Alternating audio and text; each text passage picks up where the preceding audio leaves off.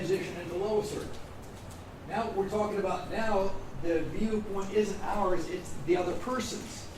And sometimes as managers, supervisors, leads, we have the sense that if we're not telling, we're not leading.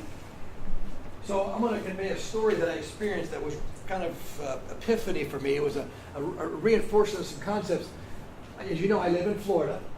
And so once a year, we would go off as a family and go up to the mountains and do skiing, right? I say skiing because the first year that we went, we would go with another family, and we went up to Killington, Vermont, and we went skiing, and all the adults took ski lessons, and the kids took snowboard lessons.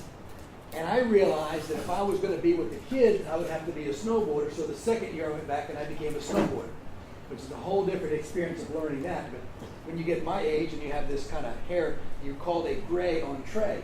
So I'm a gray on tray. I snowboard. So once a year we go off and go snowboarding. So it was a couple of years ago, and we were up at Copper Mountain in Colorado. If you're familiar with that, it's a great place, family place to go. And so we were there with my family, my kids and their spouses. And my oldest son, he's an outdoors person. He works for forestry and conservation, and he was a little slow in developing the snowboard skill. He was in school, so he didn't get to take some of the early triplets, so that he was catching up. But he had reached the point where now he's a very good snowboarder. And in Copper Mountain, there's what's called the front area, which is all the slopes. There's a back bowl area, and then there's the back bowl. And we're at breakfast, all of us together. And my son, my oldest, says to me, "Hey, Dad, you want to ride the back bowl with me?" Now, I did not want to say yes, but I said yes because I wanted to be with him, and I like to do things that are scary and not scary. So I said yes. And so what that means is you got to go through the slopes, and then you got to ride a T-bar, which is very fun on a board, to get up to the slope so you can get in the back bowl, so you can go to a spot and ride a snow tractor or a cat to take you to the back bowl. So what that means is you get in this tractor like on The Shining, and you ride up the slopes, and then you get off, and there's no more lifts, there's nothing. There's just open area, wind blowing. And then you got to march up the side, and you're walking across a path that's about maybe 30 yards wide, and on this side is all fenced off, and it says danger, don't go over here, certain death. And on this side, there's no fence, but it looks like the same danger, certain death, and that's what you're supposed to go down. So, you know, my oldest son, he's got his board, he's walking up, I'm walking up. It's low oxygen in the air, high elevations, and I'm walking behind him.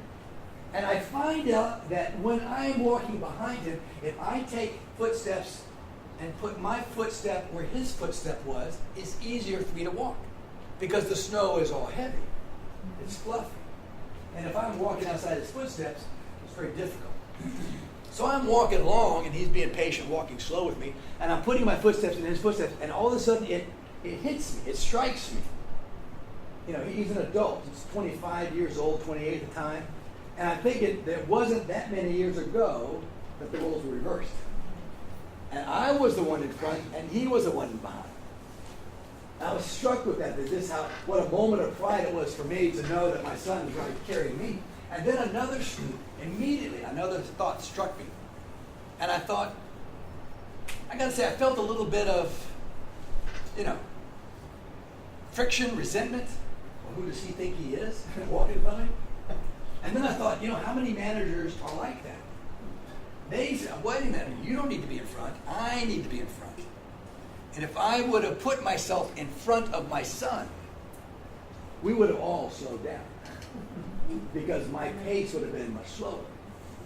And to me, that's an example of leadership. You have to know when you need to be in front, and you have to know when you need to be behind, and let somebody who is got the strength or especially the skill take that lead. It doesn't take you out of the leadership position.